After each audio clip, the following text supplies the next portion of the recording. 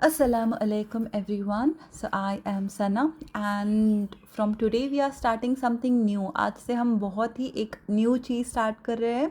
हम वोकेबलरी को अब थोड़ा सा साइड में रखकर अब हम देखेंगे ग्रामर को.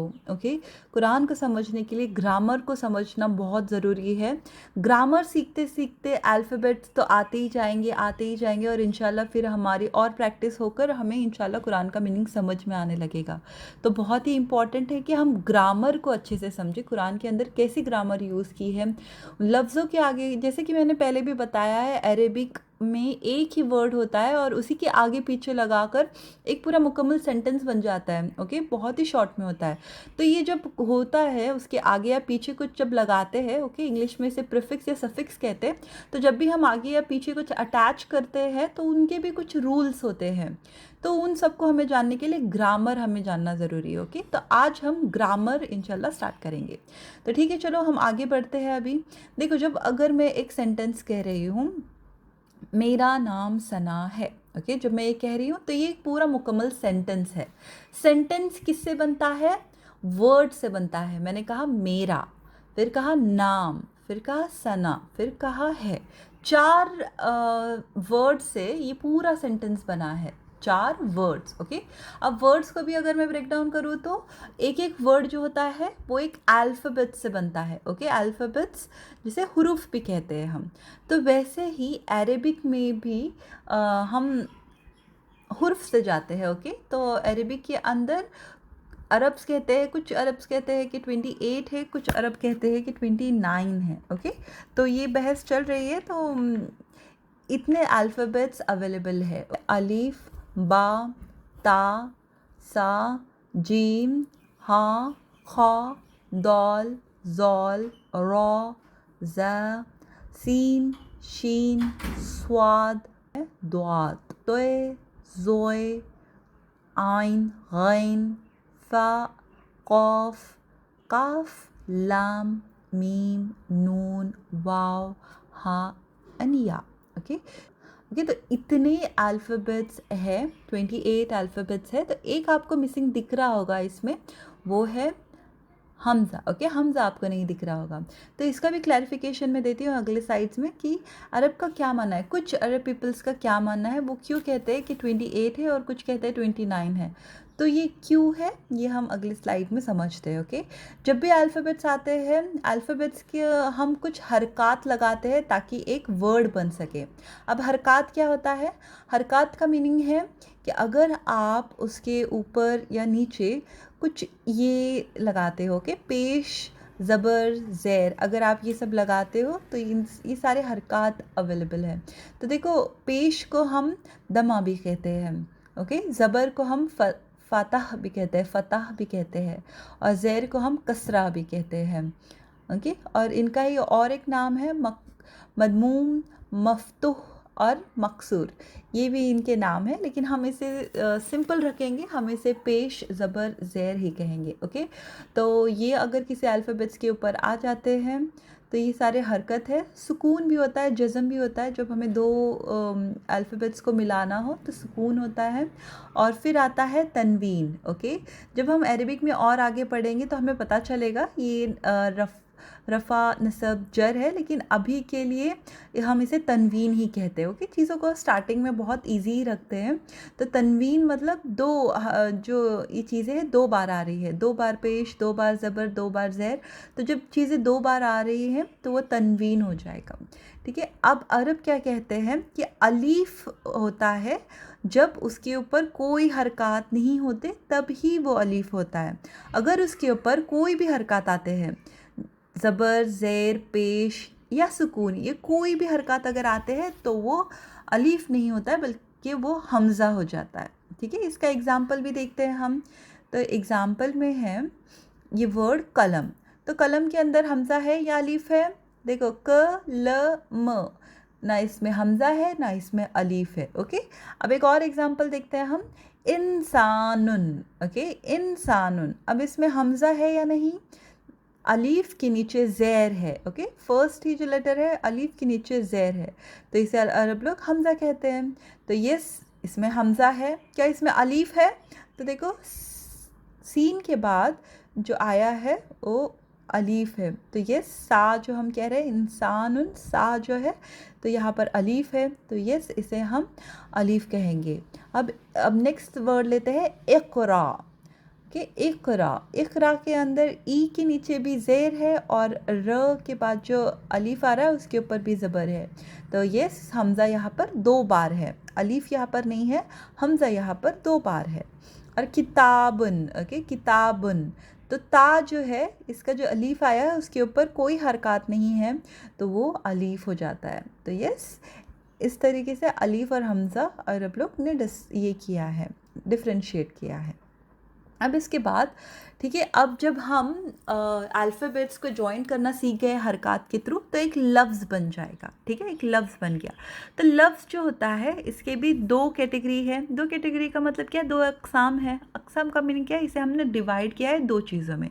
एक वर्ड कुछ वर्ड्स होते हैं जो बेमाना होते हैं और कुछ वर्ड जो होते हैं वो बामाना होते हैं। अब बेमाना और बामाना का क्या मीनिंग है, देखो बेमाना पहले बामाना समझते हैं। बामाना ऐसा सेंटेंस के ऐसे अल्फ़ाबेट्स है जिसके हर एक वर्ड का कुछ मीनिंग है। जैसे अगर मैं कह रही हूँ मैं खाना खा रही हूँ तो हर एक वर्ड का कुछ ना कुछ मीनिंग है। आई एम ईटिंग, तो हर एक वर्ड का कुछ मीनिंग है। मैं खाना खा रही हूँ तो मैं खाना खा रही हूँ, हर एक वर्ड का एक परफेक्ट मीनिंग है। ये सब कुछ बामाना है। बेमाना का मीनिंग कि उस वर्ड का कोई मीनिंग ही नहीं होता है। जैसे कि कभी कभी हम कहते हैं चलो खाना वाना खा लेते हैं, ओके।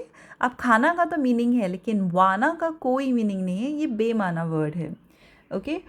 वैसे ही कुछ लोग कहते हैं चलो चाय शाय पी लेते हैं, तो शाय जो है बेमाना वर्ड है, ओके। तो बहुत सारे लैंग्वेजेस हैं जिसमें बेमाना वर्ड भी होता है, लेकिन हम जो है कुरान और हदीस सीखने के लिए अरबिक लर्न कर रहे हैं, तो कुरान और हदीस में कोई भी बेमाना वर्ड नहीं आता है। हम सारे के सारे बामाना वर्ड्स को ही पढ़ेंगे, ओके। तो सारे वर्ड्स को अरबिक में हम कहते हैं कलिमा, ओके, कलिमा कहते हैं।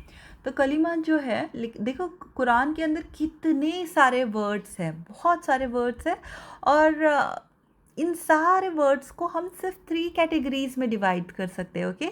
मतलब कि अगर कोई भी वर्ड अगर आपके सामने आ रहा है तो आप उसे बोल सकते हो कि ये इसम की कैटेगरी होगी, या तो ये फ़ेल की कैटेगरी है, या तो ये हर्फ की कैटेगरी है। मतलब पूरे के पूरे कुरान में जितने भी वर्ड्स हैं वो इन तीनों कैटेगरीज में ही आएंगे, ओके। अब वो कैटेगरीज क्या क्या है, एक है इस्म, ओके। इस्म किसे कहते हैं, जब भी कोई नाम आता है, okay, name of person, place, things, okay. हमने अब बचपन से सीखा है कि इस्म जो होता है वो हर चीज़ का नाम होता है। तो वो फेल मतलब क्या होता है, वर्ब एक्शन वर्ड्स, ओके। कुछ कर रहे हैं, कुछ एक्शन चल रहा है उस वर्ड में, तो हम उसे फेल कहते हैं। और हर्फ जो होता है वो छोटे छोटे, जैसे कि ऊपर, अगर मुझे कहना है उसके ऊपर है तो उसके, अगर मैं सिर्फ उसके ऊपर, पर अगर सिर्फ मैं पर कहूँगी तो उसका कोई मीनिंग नहीं होगा, पर। लेकिन अगर मैं कहूँगी उसके ऊपर है तो उसका मीनिंग हो जाता है, ओके। तो इसका मतलब है हर्फ के लिए बहुत ही ज़रूरी है कि उसके आगे या पीछे कुछ इस्म आए तो ही हर्फ का मीनिंग आ जाता है, ओके। तो इसको ज़रा डिटेल में समझते हैं। इंग्लिश के अंदर अगर यही चीज़ हम देखें, ओके, पार्ट्स ऑफ स्पीच, एक स्पीच मतलब एक वर्ड को अगर हम कैटेगराइज करें तो पूरे 8 कैटेगरीज बनते हैं। लेकिन इन कैटेगरीज को अरबिक ने और इजी तरीके से किया गया है। तो इसमें जो है ये पूरे के पूरे 4 कैटेगरीज ले लेता है जो इंग्लिश में अवेलेबल है ना, नाउन, प्रोनाउन, एडजेक्टिव, वर्ब, सारा का सारा इसम में है। वर्ब जो एक्शन वर्ड है इसे हम फेल कहते हैं, और प्रीपोजिशन, कंजक्शन एंड आर्टिकल ये सारे के सारे हुर्फ में आते हैं। इन्हें हम डिटेल में अब देखते हैं नेक्स्ट स्लाइड में। इसम से स्टार्ट करते हैं, ओके। इसम का मीनिंग क्या है, नाम, ओके। नेम ये तो हमने डिस्कस किया है कब से कि ये नेम है, लेकिन एक्चुअली में नेम है किन किन चीज़ों का, नाम है किस किस चीज़ों का। तो देखो नेम ये है नेम ऑफ पर्सन, ये इंसानों के नामों का है, ओके। प्लेसेस, अब ये प्लेसेस, कंट्रीज़, ये के नाम हो सकते हैं, या तो फिर शहरों के नाम हो सकते हैं, जगह कोई भी जगह के नाम हो सकते हैं। तो सारे प्लेसेस के नाम, कोई भी थिंग्स के नाम, ओके, इसे इसमें कहते हैं। इतना ही नहीं, इसमें को यहाँ पर बहुत ज़्यादा चीज़ें इसके अंदर इंक्लूड की है।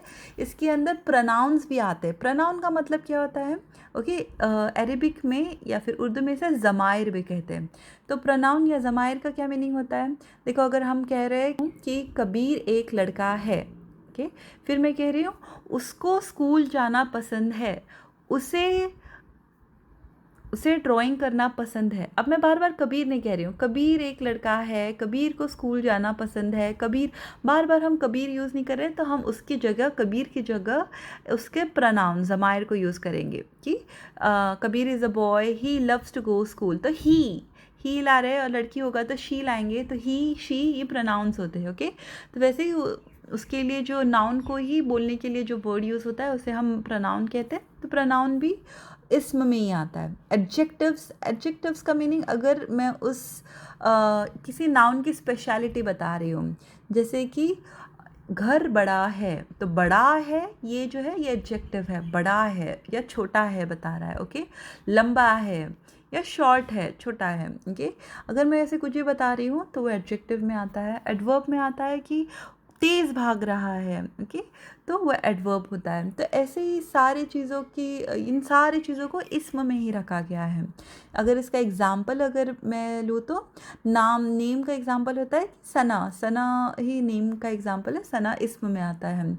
मस्जिद, या अगर शहर का, कंट्री का नाम मिस्र, ओके, मस्जिद, सारे प्लेसेस का नाम ये भी इस्म में आता है।